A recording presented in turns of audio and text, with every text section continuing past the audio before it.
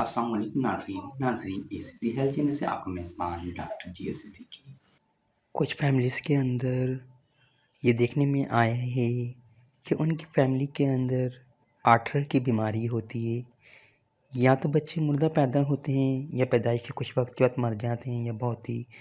सूखे से पैदा होते हैं और कुछ टाइम सर्वाइव करके मर जाते हैं। तो उन बेटियों को ज़्यादा ख्याल रखने की ज़रूरत है अगर उनकी फैमिली हिस्ट्री में ये आ रही है, या ऐसी लड़कियां जिनके हमल बार बार गिर रहे हैं और वो हामला नहीं हो रही हैं, या मिसकैरेज हो जाता है या अबॉर्शन हो जाता है, या बच्चा तो होता है वो कुछ टाइम के बाद मर जाता है या पैदाइशी मुर्दा पैदा होता है, तो वो होम्योपैथिक मेडिसिन सेफिलिनियम CM पावर एक खुराक हमल से पहले इस्तेमाल करेंगी